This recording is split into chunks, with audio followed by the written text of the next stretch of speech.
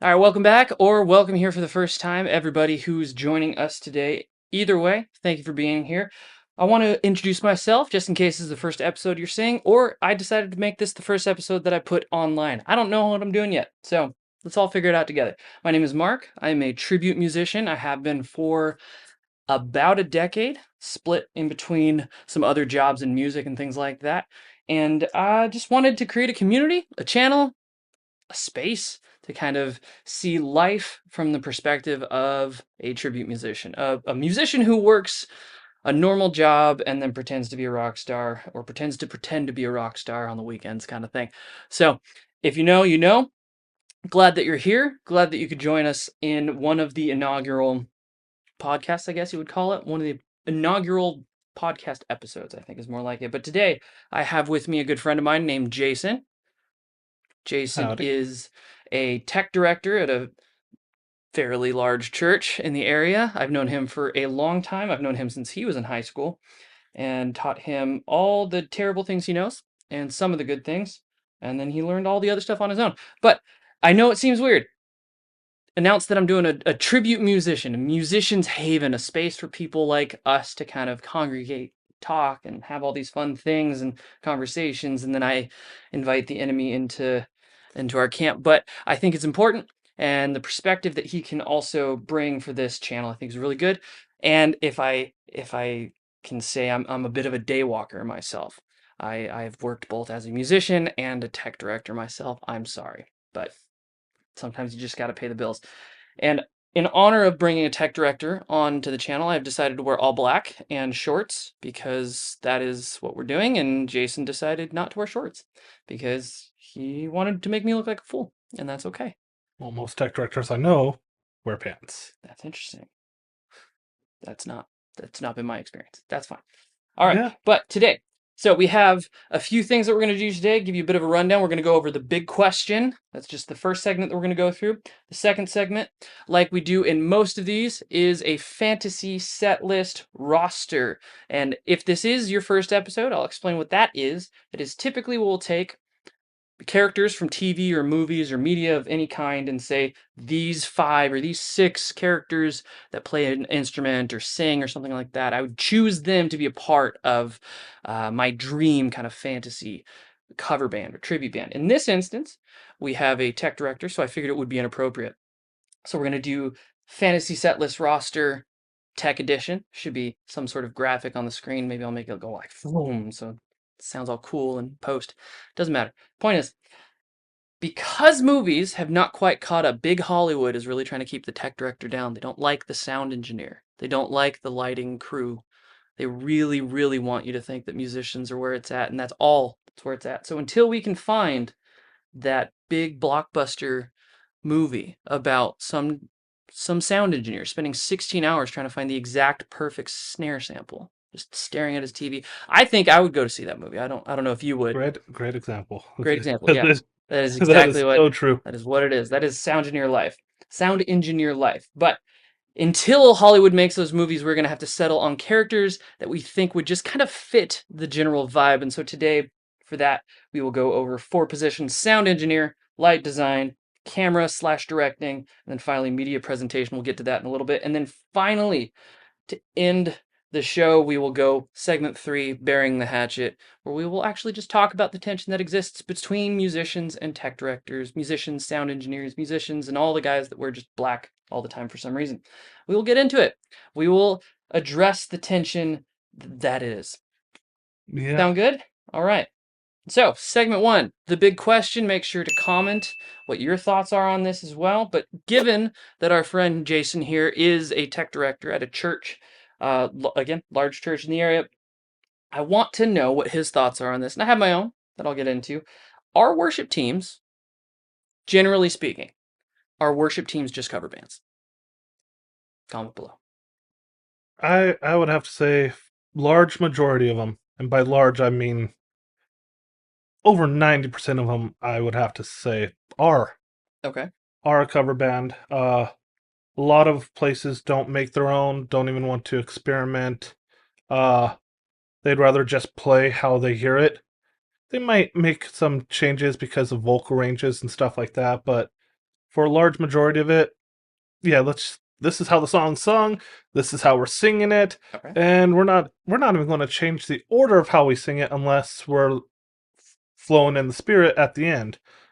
I have met a few different churches that they will sing a lot of cover, but that's also because they're working on building their own songs up. Sure. Um,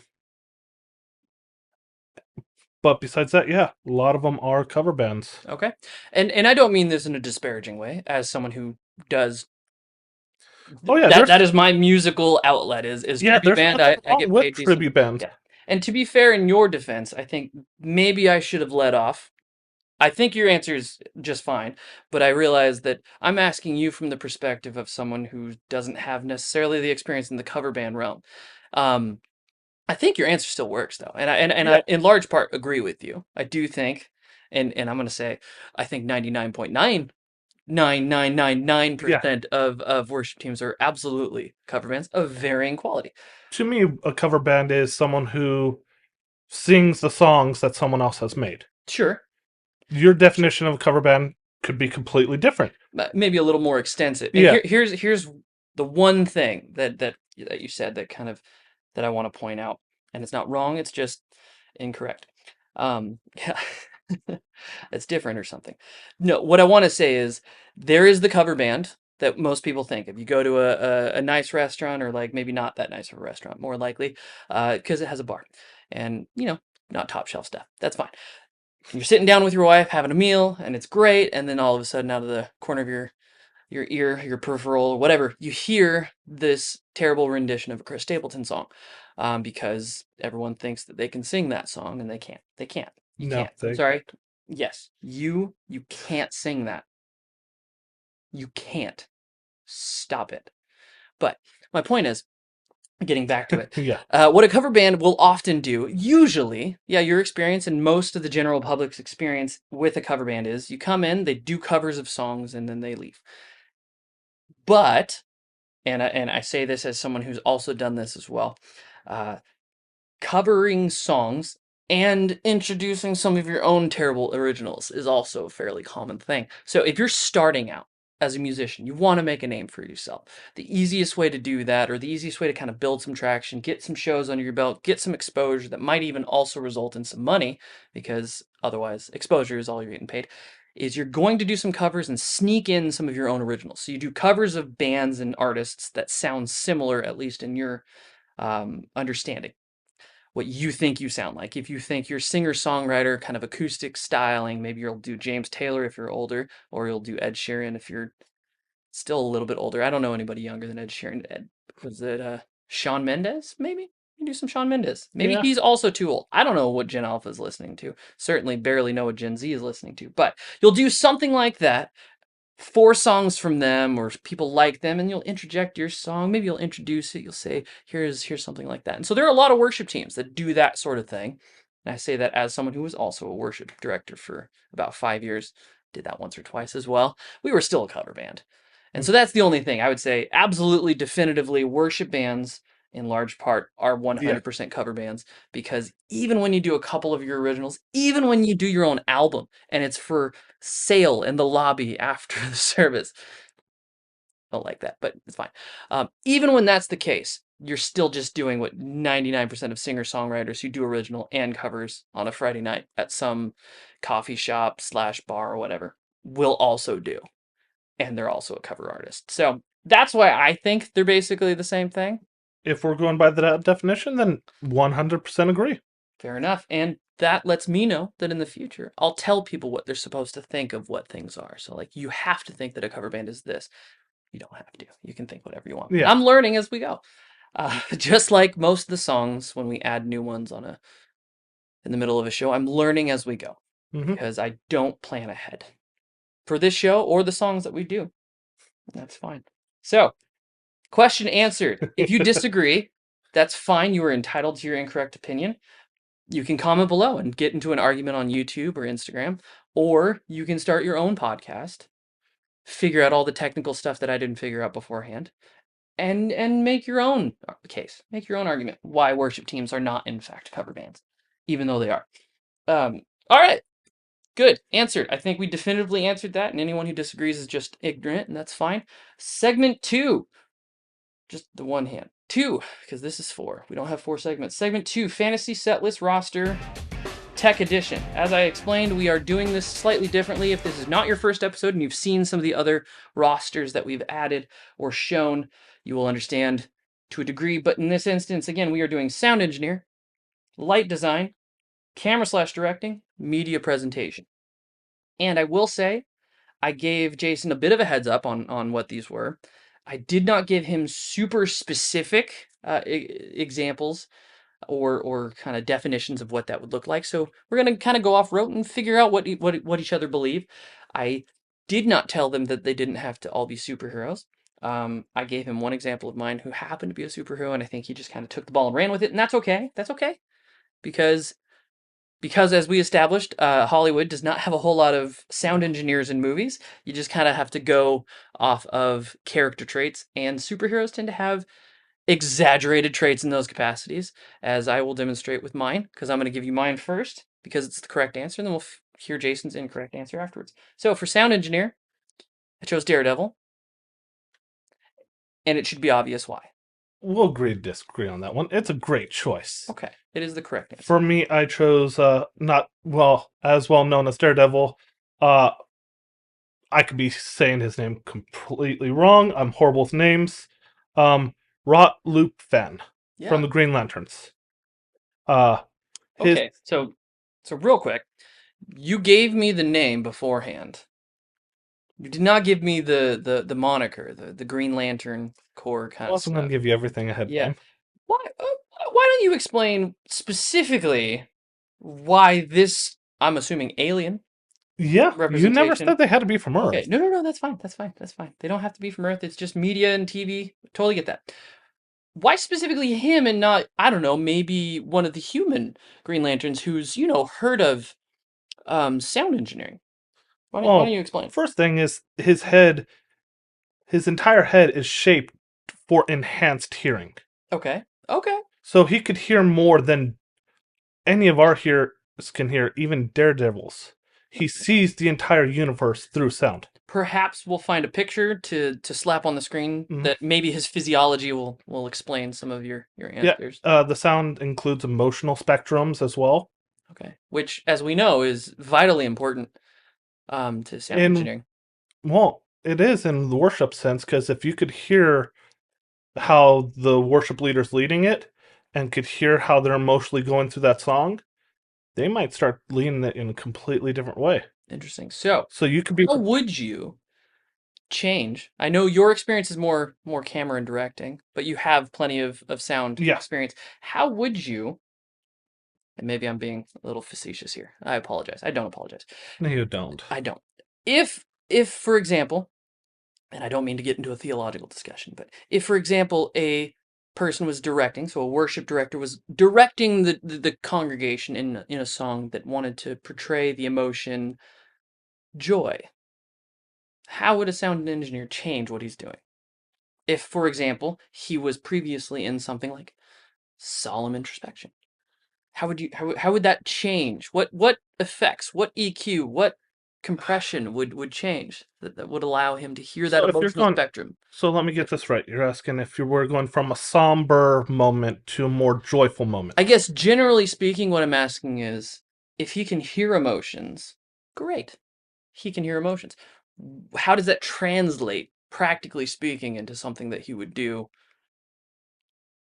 that other people would be able to enjoy?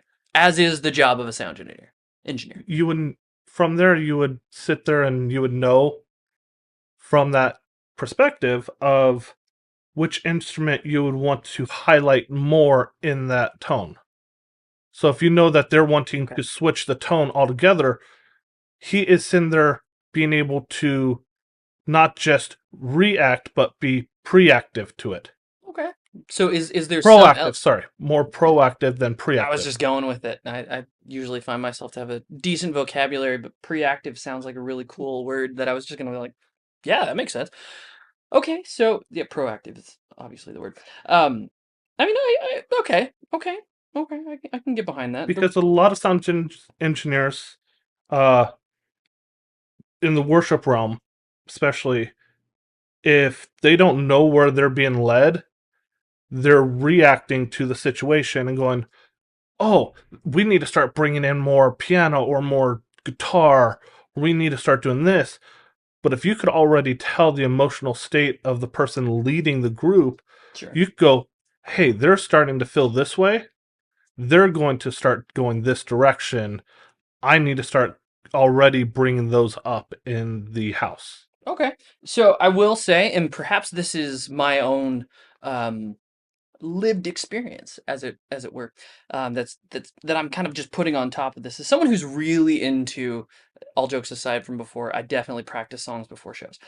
As someone who's really into knowing specifically what I'm doing in a show, or in a service like that, when I'm directing or when I'm running sound, I don't really want to be surprised usually. I kind of want to know because, for example, if there's a riff on a guitar, I'll Hmm. give you this for example. I played guitar this last weekend.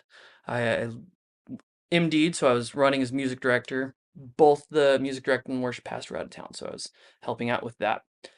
It's hard, a little difficult Yeah. because I don't do it as often as I used to, but I like knowing that when I say, "Hey, drummer, stop drumming," that he's not going to be like, "Yeah, but I feel like drumming, so I'm going to keep drumming."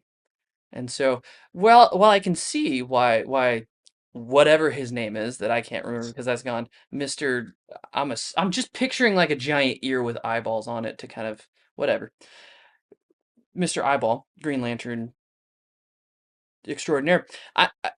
I can see why he would be helpful in situations that are maybe like prone to mistakes. I just, yeah, I don't know. I don't want to beat a dead horse No, or I or get a, it, a weird superhero, but we're but stuck more on just the emotional part. yeah. With him being able to hear all frequencies and all spectrums and being able to fine tune those, instead of using the EQ of a device, he could more use his ear to know exactly where that's coming from, Well, how to adjust it. I'll leave it with this. And we'll move on. Yeah, Daredevil, self-explanatory. He's got human hearing, but supercharged, so he can hear the intricacies that other humans might also be able to hear. The reason I think that might be overkill is sort of like if you were going to create a fun little video for like a family reunion. There's like 12 people that are going to be at this family reunion. You want just a slideshow of things. And you spent $7,000 on software for video editing. And you bought a $10,000 camera that had shoulder mount and you had all the gimbals and all that stuff and you really went at it with this for this 5-minute slideshow video. That's what that feels like to me because the 12 people in that room are not going to know the difference. And so I guess that's sort of where I'm stuck on it. It might just be overkill. It also doesn't matter, but I like arguing just a little bit too much. This no, thing it's that fun. I we love it. created the situation that we're not Well, going to you argue over. told me I could choose anybody. I Why did. would I I did. not overkill it? Fair enough. Fair I enough. purposely, I think my list, I overkilled Every single every one. All single right. We're one. going to get into this even more. And so we don't just waste all of our time on this. Let's move on to the next one, which is all right. So real quick to lay a fine point on it. I'm still sticking with Daredevil. You're sticking with what's his face? Lupin. Yeah, of course. And then we're moving on to light design. So the idea behind that, before you give me your answer, what do you look for? Because you are more of the V in AV, so that's the visual, Yeah. video specific, but visual kind of aspect of it. What do you look for when you're managing someone in lighting? What are characteristics that you're looking for that you translated also into this? Some of them would Quick be beats. uh the flow of the lights, Okay. how the lights flow with the music as well. Because for each song you would want it to be, So sort of emotional translation still. yeah. So translating what's being projected into what's being displayed. Yeah. Okay. One more. Give me one more character trait. You don't have to give me more. If Those those are are the the two main things, ones. that's fine. Yeah, those Okay, are the that's main fine. ones I could That's think fine. of. Okay, so I'll give you mine. I'm Hmm. not sure if you know who this is. It's a character in a book, but the book was also made into a movie, so maybe you'll know that. That's why I said TV, movie, and media. But it was a movie as well, so it's fine. The rest of these are TV. Jonas from The Giver. Hmm. If you know, you know, and this is depressing, but that's fine. It's a very dark book. It is. But also, I have only one reason. Do you know The Giver, the book or the movie? Yeah. You do? Okay. Can you think of a reason why I would choose Jonas the Giver to be in charge of the light design? And before I give the answer, see if you know. Write in the comments. Not off the top of my head. Okay. Well, he was like one of two people in the entire world that could see color. Oh, yeah. So everyone else is taking pills to make themselves just, Yeah. it's kind of like it's like the first half of Pleasantville, You're the just movie. ruining the movie for them. Yeah, Pleasantville came out like 30 years ago. I don't know, maybe 20 years ago. Reese Witherspoon, Tobey Maguire movie where they go into Uh, this like 50s nostalgia thing and they go into that. yeah. It's similar. I'm making an analogy. The Giver, I think it came out like 7 years ago, but also the book way Oh, yeah. before then. Anyways, Personally, I thought that it was a really good movie. it was a good movie. Sure. I quite enjoyed it. Yeah, I don't know if enjoy is the right word for that, but that's fine. I'm not going to say it It, made me happy, but right. I thought the way it was done with the book was pretty decent. Yeah. It was a solid piece of media. It was a hard watch. Yeah, All really right, hard. so that's my answer. I'm not gonna stick by it as much as Daredevil because it was more of just like a little maybe insensitive. I know several people that are colorblind, by the way, and so this might just be a little offensive to them. I'm sorry, a little bit. All right, what is You your are, but you're answer? not. I'm not that sorry. Your Uh, answer is probably better. I think. Mine is the Dazzler. Yeah, no, that's just better. Um, That is better. because she has the power to make Lights. light from sound.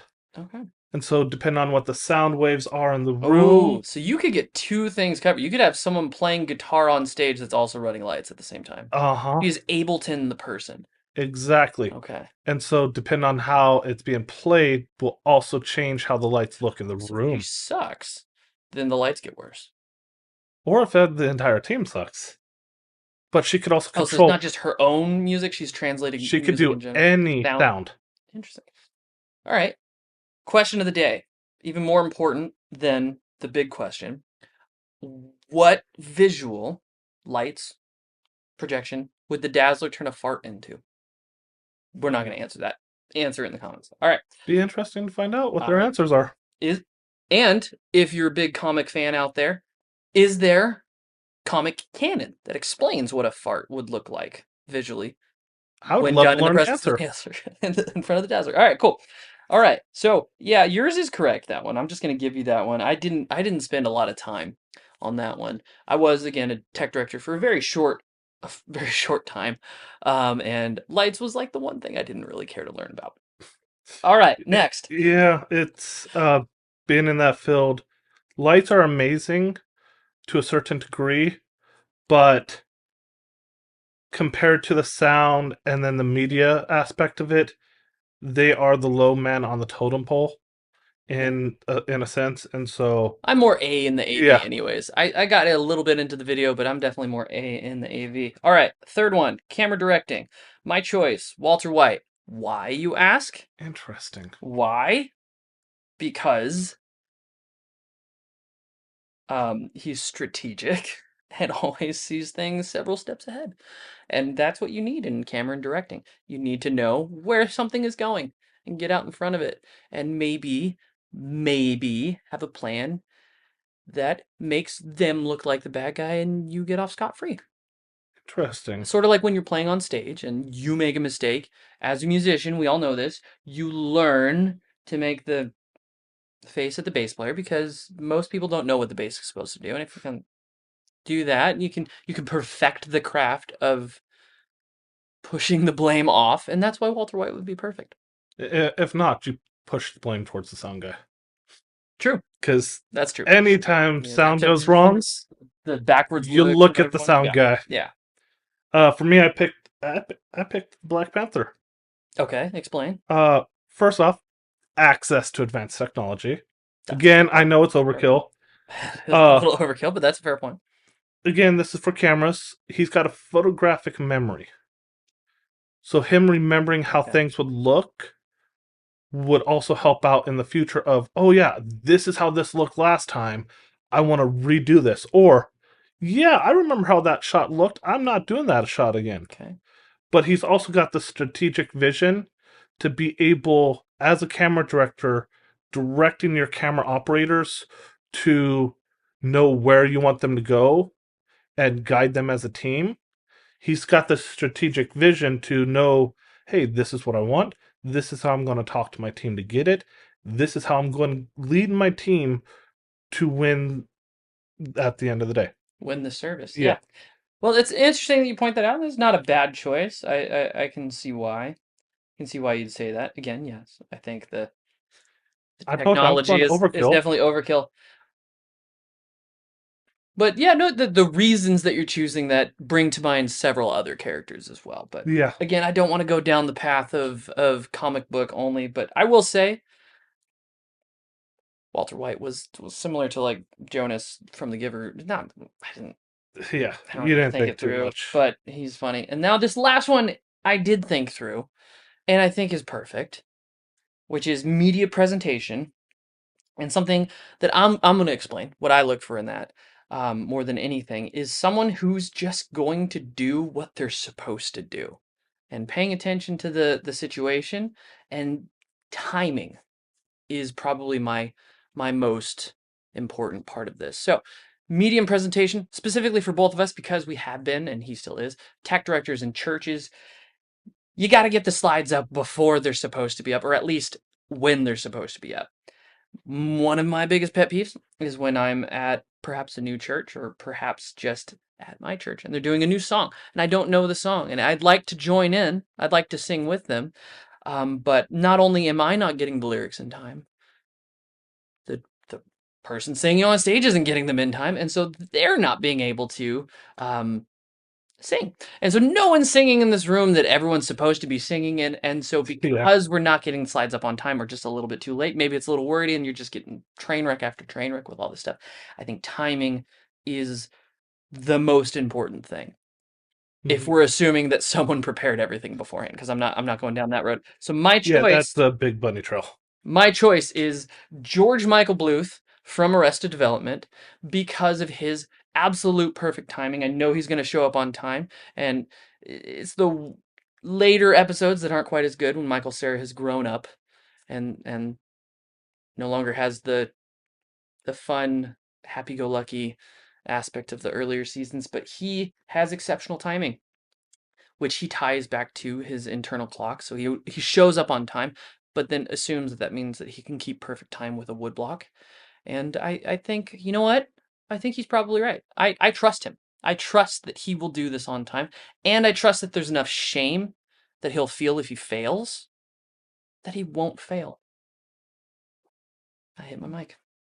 I failed, but if I was Michael Bluth, George Michael Bluth's dad, I would not have done that. I would have been better with that. But what is your choice for media Well, presentation? being as a tech director, I was looking at a couple more aspects than that. I was also looking at the maintaining and upgrading of the technology because of being in ministry, you want to be able to have volunteers. And for most services, you want to be volunteer to be able to run it for you so you can direct everything else, Okay, but also maintain and make sure all the equipment is good before and after services. sure. So if something goes Dang. wrong, you could change it. So I went with again, I know overkill. I could have done like Brainiac 7, but wanted to keep it a little bit more human. So I went with Brainiac 5. Forge. Forge. Right. Went with Forge Now, from real quick, X-Men. from X-Men, yes. Are his powers? And are they just blacksmithing? Because that's the way his name sounds. No, actually he has the ability that grants him superhuman understanding of all things mechanical and electronical. Can Electronical is not a word, no. but electronic. Okay, mechanical. Why is his name Forge? It seems very foundry to me rather than Yeah, like I, Forge to me is like I can make armor yeah, no, like that's what I that. thought. But all right, so Forge, he just he's like a worse version of Cyborg from DC, is what you're saying. I'd say slightly better, but Better because he can't do it on his own. He never got promoted from no, he's Little more Leagues to the human, big not leagues. cyborg. Sorry. So you just don't trust machines. Have you seen Terminator? I have, but you are a tech director, yes?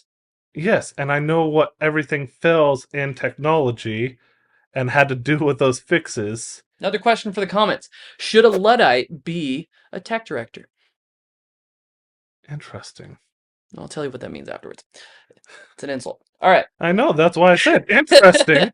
I'd love Uh, to know their answer, but the answer is no. Someone who fears technology. well, I didn't say I fear it.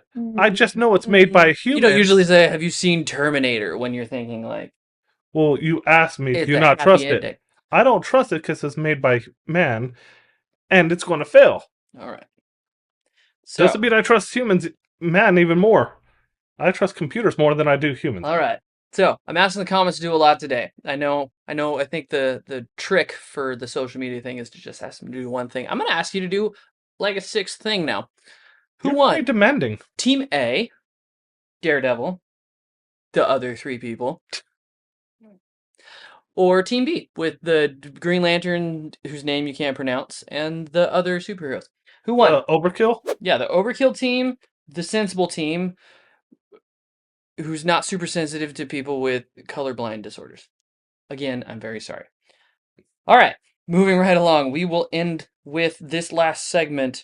And by the way, I don't think I ever told you the name of this podcast, and I made a big boo boo and didn't say it at the beginning. There will be a graphic that shows what it is, but the name of this podcast is I know, you didn't welcome them or I didn't. I'm anything. sorry. I introduced myself. I'm very selfish. I'm sorry. I had the microphone, and so like on shows, I have the microphone. They can't talk back to me. I have to just project my feelings and insecurities onto everybody else.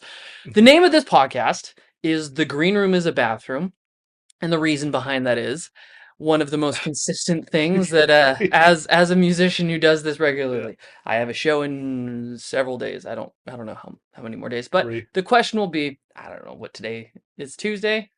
I think Saturday is probably the next one. Anyways, one of the most two questions that we ask when we get there. Where's the power so we can actually power our system and everything?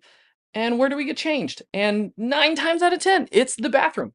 And we have Sadly, yeah. one member in our band particularly who is not super fond of that and doesn't like stepping his socks into pre-deposited uh, liquids that are often found in general used restrooms. Very So, understandable.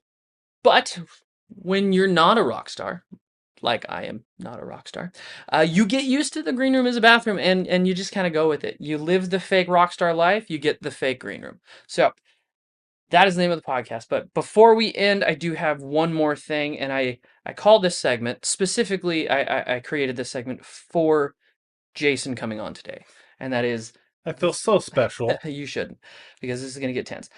This is called Burying the Hatchet, and we'll have this overlay come up right now. I should have probably taken some breaks in my speech to allow the overlays to come on, but oh No well. problem.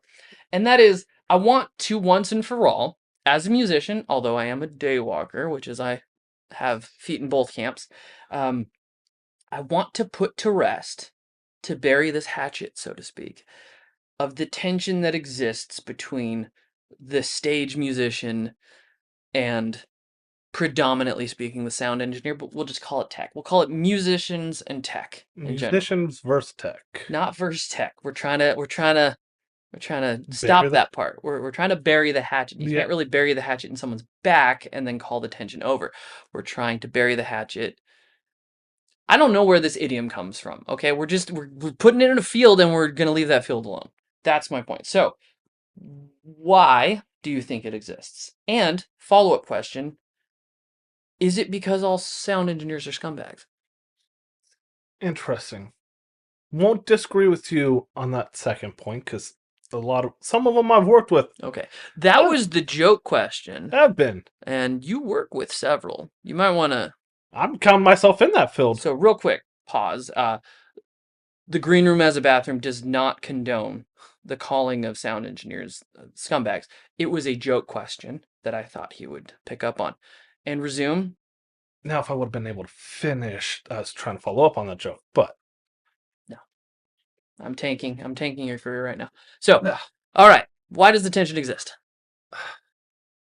At least from my experience of working with musicians on my side, is a lot of times, and this is one of the biggest things that I've noticed is when I've mentioned to the sound guy the sound issue when I talk to the musician and I tell them the issue I'm having with the sound, large majority of the time is I'm not getting any sound from you. Their response is that it's not them, it's me. I need to figure out my cables, and by the time I get down there, they either A have their pedals pushed where I have where it's muted, not come to me, or B, they don't have anything plugged in, and when I hand them their cord, they go, "Oh yeah, I forgot to plug it in." And so a lot of the time, it's So it's just sort of setting the table for the beginning of a show or a service. Not super great. We're yeah, setting it out on I don't trust you, you don't trust me. that's Okay. starting the show, and then during the show, well, during the practice, when we do EQing and mic tests and all that, and we run through a couple of the songs. So you're gonna say the guitarist who has got the level perfectly set, you're happy, they're happy, and then they go back and they just like, let's dial that up a little bit. Well, yeah, there's Yeah. that. Okay. Or you tell them, hey, from out here, it doesn't sound that great. It sounds like you're not in tune or something like that. And then they argue, and then you hear them later discuss it with their bandmates. Oh, yeah, I've got to tune my guitar. And it's like, Okay. so I do know what I'm talking about, but you want to argue that you don't, but then turn around and tell your bandmates that Okay. it was. So what I'm hearing, and correct me if I'm wrong, is that the reason this tension exists is 100% the musician's fault. Oh, no. Okay. I, Okay. Why no. why why might this tension arise from the perspective of Well, perhaps that's what I was somebody? getting to. Okay. I'm explaining the sound guy's part of it Okay. first, because I'm more of a sound guy than a Right. musician. But then I know as a sound guy and working with other sound guys during the actual set, whether they mean to or majority of the time, sometimes they truly do mean to, other times they don't. Uh, they want to get back at whoever it was that wanted to talk to them So a bad. retaliatory. They get yeah, Retaliatory. they return it and start messing with them while they're on stage during the live set, All right, which I don't agree with. real quick. You heard it here first, musicians. When you think that they're out to get you, they absolutely are. We've all just thought it. Now we know it's true. Okay, I'm sorry. Continue. Depends on how you act to us. Peeking behind the curtains is what we're doing right now. We are breaking this live Yeah, at the time of recording, which is probably several weeks before you'll see it, but that's fine. It's fine. yeah, It's going out to the world. that's fine. Tens of views. That's fine. I'm speaking from the guy who's telling sound guy not to anymore. So But whistleblower Jason mhm, is with us today. Okay. yeah, sure, Continue. let's go with that. All right. But then I've had volunteers who've worked behind the board Right. that actually they're great sound engineers. They have a great ear for the music and everything, mixing. But sometimes the lack of paying attention to what's going on stage Okay. will cause the tension as well. Okay. So I can give you my rundown real quick, Yeah, and then go ahead. we can talk through how we think this can be resolved. So I again, having been on both sides, admittedly majority on the stage. I'm a musician before I am a tech director, a sound engineer, or anything like that. Um, I find that the tension typically arises in specific situations, not generally speaking, typically arises between misaligned expectations and misaligned understanding. So I'll give you an example. I've done some shows where we predominantly run our own sound. So we have one of our rhythm guitarists, very Greatly, I'd have to say. You guys do a great job at thank that. you so much. We are awesome. Um, hoping to have two of my bandmates on coming up as part of the other 3 podcast premiere. Anyways, so when we do that, rhythm guitarist in the band and everyone in the band sings, so he also sings. He will, uh, you know, take an iPad, go out to the front, run sound real quick for a song, set it and forget it. And that's kind of our go-to is the set it and forget it because we're a band that typically uh, values mic technique. So we really enjoy that. So we do a whole bunch of harmonies, we do a whole bunch of That's that kind why of I stuff. And love working with you guys. we are giving our own levels because that's the way that we adjust. That's the way we've rehearsed. That's the way we do it. So when we go to an event that has a sound guy, I think oftentimes a sound engineer who has been hired by the venue as well. So two separate contracted out individual or groups coming in feel like they have to do their job. And at least in my experience personally, some of the tension arises when the sound engineer or the guy running sound maybe doesn't understand, and I don't want to sound braggy, but maybe doesn't understand the caliber of musician or singer that he's dealing with, and so feels the need to treat us a little bit with kid gloves as if this was like our first, go around it. And with that, we'll sort of kind of slow play some things when we're like, we just need this, this, this, and this, and then we'll be done. If you can set our monitors up basically even across the board for volume as far as vocals, make sure you can hear the instruments that can't be heard acoustically on stage or just audibly on stage, like through amplification or, drums are just loud. We don't need those at the monitors. Yeah, Bass, that'll be for another day. Why do you guys run subs so loud? I do Beach Boys music. You don't need to hear the bass. Anyways, sorry, not to I get off agree with topic. you on that. Not to get off topic. All right. But the issue comes, and I see this from both sides. I see this as sound engineers not understanding who they're dealing with. And then I've seen musicians not understand that you can ask things nicely. And if you were paying attention, you'd understand that maybe they were already doing something for somebody else on stage. For example, um, I typically run uh, either keys and acoustic. I will occasionally be a third rhythm guitarist, but usually it's keys, acoustic, and I'm singing. So if a sound guy is working with me specifically, because I can't hear my instruments on this stage unless they're projected or amplified through my monitor. So if he's already working with me and you're another guitarist and you're noodling as loudly as possible, it's not going to endear you to that person. So I see that coming from Yeah, misaligned expectations, not great communication. So that's where I think the tension typically comes from. And I think it comes from two groups of people who are creatives. And as creatives, uh, our big emotions kind of drive how we create in the first place. And so those big emotions are like just phenomenal. They're super useful when creating art and so terrible with interpersonal relations. And we yeah. struggle, I think, both sides with dealing with the interpersonal relation kind of thing. And they're dirty, evil sound guys. So they're a different faction. This is tribalism. And my tribe of musicians will be the sound guys because we usually outnumber them, right? I mean, come on. And we have weapons. Yeah, you got a point there. Maybe To a not so much certain at the end. degree. Yeah, I started To a certain degree. going off the deep Uh end there at the end. But all right, do you think that's fair? I think yeah, I think that the lack of and the miscommunication, I'd have to say, is the biggest yeah, part of it all. okay. Um How do we fix that? How does that get fixed? I'd have to say first off is we got to learn how to communicate from one side to the other and not have expectations set so high or so low. Okay. Have more reasonable So, so expectations. realistic Yeah, expectations. Okay. not, well, I don't know this band, and so I'm going to put their expectation down here. And it's like, well, no, you can't ask me for up here stuff yet because we're still down here. Would you say allowing the person on the stage or off the stage to give you the level of expectation that you should have? So for example, if you go to a show, my mind is completely open. I have no idea if this is going to be a good sound guy or bad sound guy. I've had both, by the way. I've had some tremendous sound people, and you will not believe how much we compliment them because it is one of those things that you're just Oh, like, yeah. I want this to continue. Don't ever stop doing the sound. You're a jewel and a wonderful Yeah. person.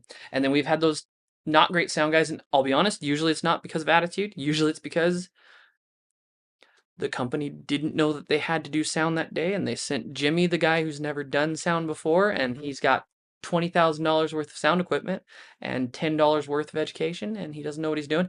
That's usually my experience. But I think, if I'm understanding what you're saying, being open to what the person could be and letting them, through their actions and ability, tell you who they are, and then Correct. treating them accordingly. But then on the other hand, I've also dealt with musicians as yourself, great musicians who know how to communicate, know what they want, and they know what they're looking for. But then I've also run across musicians who are great musicians, know what they want, but they don't care how they get it. Sure. And so having someone who actually cares, you know what? I'm looking for this level of respect, so I'm going to give this level of respect, not, well, I'm this great of a musician. It don't matter who you are, you need to do what I say. Sure. It's like, so there's give and take on both sides that both sides need to be willing to admit to and go, you know what? I need to respect this guy. Respect this guy's time. Right. Um, just because I am who I am doesn't matter who I am. I need to respect them. And that's what it draws down to, at least from my side, and that's how I run my sound no matter who's on my stage. Is I don't care if you're a no name or you're the biggest name out there. I'm going to treat you with the same amount of respect of, okay, let's get this done the right way. Yeah. Let me give you the time Makes of day and treat you with common courtesy. So, even though I think in general life that I don't think you should treat people disrespectfully, but your respect should in some capacity be earned. Mm-hmm. In this capacity, in the professional arena that we find ourselves in, because uh, band I'm with, we do a lot of corporate work. We do a lot of events where there is an expectation of professional sort of behavior. So you go in, you do your job, you show up when you say you're going to show up, you end when you say you're going to end, and you clean up and leave the area that you had in the same degree. So I think going into that with that respect, kind of already assumed for everybody involved. You wouldn't mistreat the client. You wouldn't go up to the client and say like, "Hey, good to meet you. Where's the check right now?" kind of thing. You would have some level of decorum that you would in any other kind of, day job. You would treat them well. I think for me, the way that we officially bury the hatchet is an individual thing, and unfortunately, I don't think it's actually going to fix the problem No. fully.